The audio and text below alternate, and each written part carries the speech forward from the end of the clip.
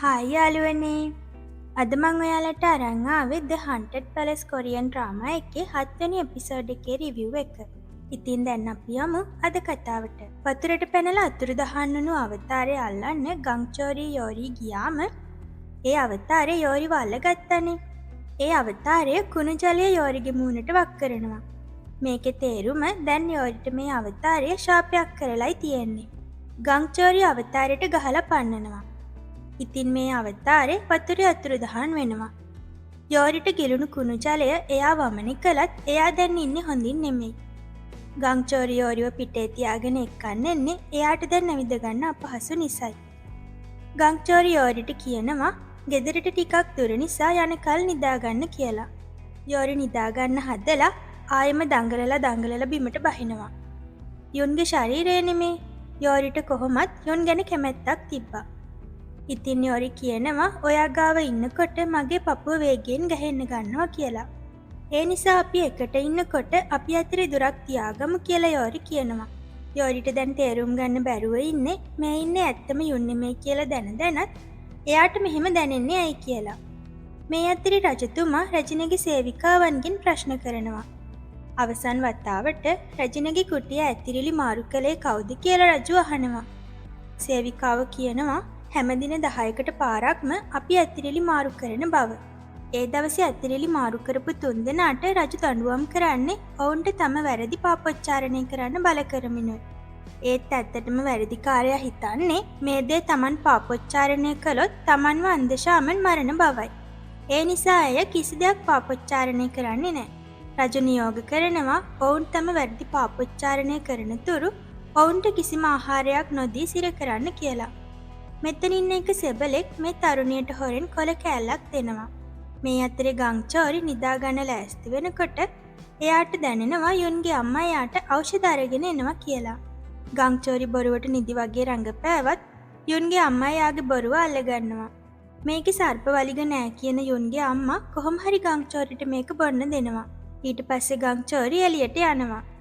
එයා යෝරිගේ කාමරේ දිහා බලලා කල්පනා කරන්නේ යෝරිට දැන් ශාපයක් වැදිලා තියෙන නිසා එයා හොඳින් ඉන්නවද හිතමිනුයි. මේ අතරේ අර රචනගේ සේවිකාවට ලැබුණු ලියුම එයා අනික් දෙන නිදාගන්න කාලේ ඉඳලා කියවනවා. ඒකේ තියෙනවා මේක කියවපු ගමන් මේක කාලා දාන්න කියලා. ඉතින් සෙබලෙක් කෙන සද්ද ඇහුණු මේ කෙල්ල මේ කොලේ කනවා. ටික වෙලාවකින් එයාගේ කටින් ලේ ඇවිත් මෙයා මැරෙනවා. මේ කොලේ විෂ කවුපු එකක්.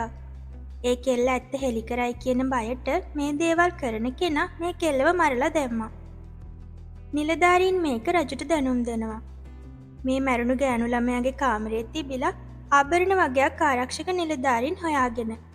ඉතින් ඒ අය ඒ ආභරණ රජුට පෙන්නන්නේ මේ දේවල් අයට දෙන්න ඇත්තේ ඇයගෙන් මේ විදිහට වැඩ කරවගත්තු අය වෙන්න ඇති කියලයි. රජු මේ ඇමතිට කියනවා Taman මේ මාලිගාව තුළ විශ්වාස කරන එකම කෙනා ඔහු බව.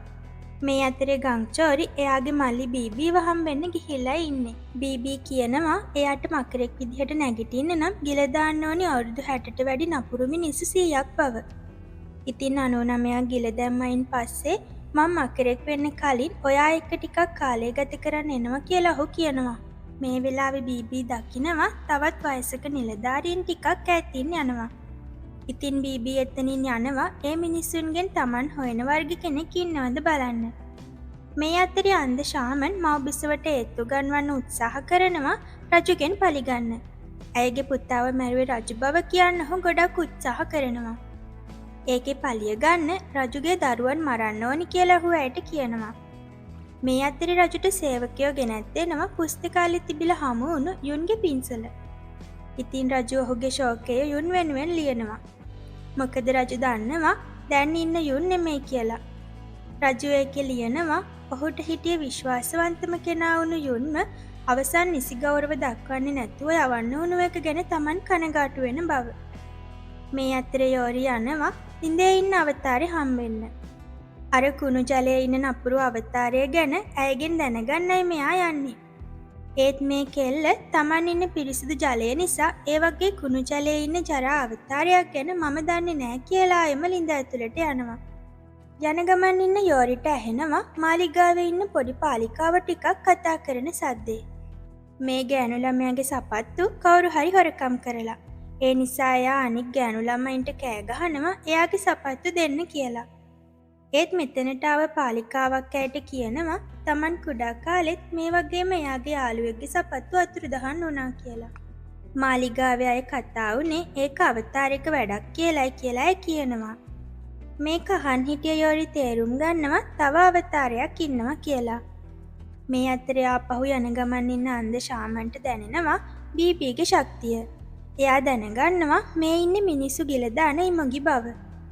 මේ වෙලාවේ යෝරි දකිනවා බීබී ඇමතිවරු ටිකක් වටේ කරකැවෙනවා.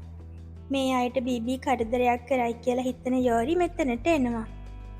මෙතන ඉන්නවා අර තනි කකුලේ අවතාරයේ ඉන්න ගෙදර හිටිය ඇමති. එයා තමා රජුගේ සීයා. ඉතින් යෝරි ඒ ඇමති එක්ක කතා කරන මුවාවෙන් බීබීගෙන් එයාලව බේරගන්නවා. මේකට තරහ ගිය බීබී එයාගේ කෑම යෝරි නැති කරපු එක ගැන යෝරිට කෑ ගහනවා. ගංචෝරි ඇවිත් බීබීව නවත්තන්නේ මගේ ගෝලයට තර්ජනය කරන්න එපා කියලයි. මේ සිදුවීම් දිහා අර අන්ධ ශාමන් අවධානයෙන් ඉන්නේ. ඉතින් එයා තේරුම් ගන්නවා මේ ශාමන් කෙල්ල එක්ක ඉමගිල දෙන්නෙක් ඉන්න බව. මේ අතරේ රජු යනවා ඔහුගේ සීයා හම්බෙන්න. ඒත් සේවකයා ඔහුට ඇතුල් වෙන්න දෙන්නේ නෑ. තමන්ගේ ස්වාමියා දැන් කවුරුත් මුණ ගැහෙන්න කැමති නෑ කියලා ඔහු කියනවා. රජු කියනවා තමන් ඔහුගේ ගෝලයෙක් බව. ඒ මොන දේ කිව්වත් ඔහු රජුට ඇතුල් වෙන්න දෙන්නේ නෑ. මේ වෙලාවේ මෙතනට ඒ ඇමතිගේ දුව එනවා. ඇයත් රජුට ඇතුල් වෙන්න නොදෙන්නේ තම පියා මේ මොහොතේ කාවවත් දකින්න අකමැති බව කියමිනුයි. ඉතින් මේ තරුණිය රජුගෙන් අහනවා ඔහුගේ නම. ඒ වෙලාවේ රජු නම කිව්වම තමා ඇයට තේරෙන්නේ තමන් මාර්ගය හරස් කරන්නේ රටේ රජුට බව. ඉතින් ඇය රජුට ඇතුල් වෙන්න ඉඩ දෙනවා. රජු ඔහු සමග කතා කරලා එළියට එනකොට වහලෙන් උළු කැටයක් රජුගේ ඇඟට වැටෙන්න යනවා. ආරක්ෂකයෝ මේකෙන් රජුව බේරගන්නවා. ඔවුන් හිතන්නේ මේක මෙතන හිටපු පූස කරපු වැඩක් කියලයි. ඒත් ඒක කළේ අර තනි කකුලේ අවතාරේ. යෝරි ගංචෝරි යන ගමන් යෝරි ගංචෝරිගෙන් අහනවා බීබී ගැන.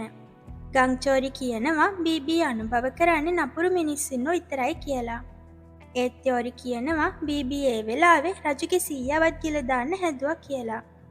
ඔහු හරිම කරුණාවන්ත කෙනෙක් කියලා යෝරි කියනවා.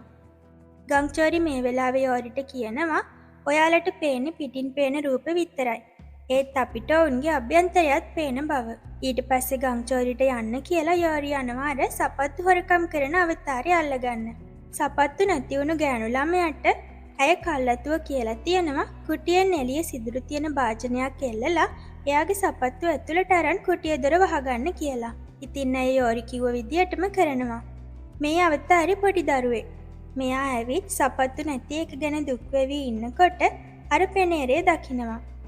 ඉතින් එයා නැවතිලා ඒකේ සිදුරු ගනින්න පටන් ගන්නවා. මෙතනට ආව යෝරි මේ අවතාරය අල්ලගන්නවා. අරගෙන ගිහින් එයාගෙන් අහනවා පුස්තකාලේ තලිස්ම සලවපු කෙනාව දැක්කද කියලා. මේ පොඩි අවතාරෙට අලුතින් සපත්තු අරන් දෙන්න යෝරි පොරොන්දු වුණාට පස්සේ එයා කියනවා ඒ දවසේ දැකපු දේ. නපුරු ඇස් තියෙන ඇඟිලි කළු පාට කෙනෙක් තමයි ඒ වැඩේ කරේ කියලා එයා කියනවා. මේ කියන්නේ අන්ධ ශාමන්ගේ ගෝලයා ගැනයි. එයා තමයි එදා ශාමන් දුන්නු තලිස්ම සැලෙව්වේ. ඊට පස්සේ යෝරි මේ ගැන ගංචෝරි එක්ක කිය ඉන්නවා. මේ වෙලාවේ මෙතනට එනවා රජුගේ නපුංසක. ඔහු යෝරිට රජුගේ කණ්ණාඩි දෙක දීලා කියනවා රජතුමා ඒක අලුත් වැඩියා කරන්න කිව්ව බව. මෙතනට එනවා මව බිසවගේ පාලිකාව. මව බිසවට කණ්ණාඩි හදව ගන්න යෝරිව එක්කන් එන්න කිව්ව බව ඇය කියනවා. මේ අතරේ රජිනට හොඳටම අසනීප වෙනවා. රජිනට දැන් අර කුණු ජලයේ අවතාරයේ ශාපය වැදිලායි තියෙන්නේ. රජිනට හොඳටම අමාරු වෙන නිසා රජු කෑ ගහනවා යෝරිව ඉක්මනින් අරන් එන්න කියලා. මේ අතරේ යෝරි මව බිසවගේ ඇස් පරීක්ෂා කරත් ඇයට දෘෂ්ටියේ ගැටලුවක් නැති බව ඇය තේරුම් ගන්නවා. මේ වෙලාවේ යෝරිට ඇඟට අපහසුවක් දැනෙනවා. යෝරි මව්බිසව දෙස බලනකොට යෝරි දකින්නවා අර පොඩි අවතාරෙ මෙතන ඉන්නවා. මව්බිසව යෝරිට කියනවා එයාට කණ්ණාඩි අවශ්‍යම බව. මේ වෙලාවේ යෝරිට තේරෙනවා මව්බිසව තමන්ගේ සැබෑ අනන්‍යතාවය දැනගෙන තමන් පරීක්ෂා කරන්න මෙතනට ගෙන්නුව බව. මෙතනට රජතුමා එකපාරටම එනවා. අර වස්සකාල මැරුණු රැජිනගේ සේවිකාවගේ කුටියෙන් හොයාගත්ත ආභරණ මව්බිසවට පෙන්වන රජු අයට වක්‍රාකාරව කියන්නේ මේ දේවල් පිටිපස්සේ අය ඉන්න බව තමන්ගේ තියෙන සැකය ගැනයි. රජු තමන්ව සැක කරන බව තේරුණු මව්බිසව කෑගහනවා. ඉතින් රජු කියනවා තමන් ආවේ රැජින මේ දේවල් දැකලා තියෙනවද කියලා දැනගන්න විතරයි කියලා. ඒ වගේම රැජින මේ වෙලාවේ රෝගයකින් පීඩා විඳින බවත් ඒක බෝවන රෝගයක් බවට තමන් සැක කරන බවත් ඔහු කියනවා. යෝරිත්තිය රැජිනගේ කුටිය හිටිය නිසා තමන් මව්බිසවත් රෝගයට ගොදුරු වෙයි කියලා බයෙන් යෝරිව එක්කන්න යන්න ආව බව රජු කියලා යෝරිව මෙතනින් එක්කන්න යනවා. රජු සමග අපහු වෙන ගමන් හිටිය යෝරි සිහිය නැතිව වැටෙනවා. රැජිනට සමාන රෝග ලක්ෂණ යෝරිගෙන් පෙන්නුම් කරන බව රජු තේරුම් ගන්නවා. යෝරි ගැන දැනගත්තු ගංචෝරි කලබලෙන් මෙතනට දුවගෙන එනවා. යෝරි රජුටයි ගංචෝරිටයි කියනවා දියේ ගිලී ගියපු අවතාරයේ ශාපයක් නිසා රැජිනටයි තමන්ටයි මෙහෙම වුණු බව. ඒ නිසා ඒ අවතාරය ඉක්මනින් විනාශ කරන්න ඕන බව ඇය කියනවා. ඉතින් යෝරිගේ ජීවිතය ගැන බය වුණ ගංචෝරි රජුට කියනවා මේ අවතාරයේ රාජකීය රුධිරයට ආකර්ෂණය වෙන බව. ඒ අවතාරය අල්ලගෙන විනාශ කරොත් විතරයි රැජිනවයි යෝරිවයි බේරගන්න පුළුවන් කියලා ඔහු කියනවා. ඉතින් රැජින බේරගන්න ඕනි නම් රජුව මේ අවතාරයට උගුලක් අටවන්න පාවිච්චි කරන්න වෙනවා කියලා ගංචෝරි කියනවා. ඉතින් රැජින බේරගන්න ඕනි නිසා රජු මේකට කැමති වෙනවා. ගංචෝරි ඉතල වගේකුත් හදාගෙන රජුත් එක්ක මේ පූජාවට පිටත් වෙනවා. රජතුමාට ගංචෝරි ගරු කරන්නෙත් නෑ ගංචෝරිට රජු ගරු කරන්නෙත් නෑනේ. ඉතින් මේ නිසා මේ දෙන්නම බැනගන්නවා. අවසානයක දෙන්නම ගහගන්න තැනටම එනවා.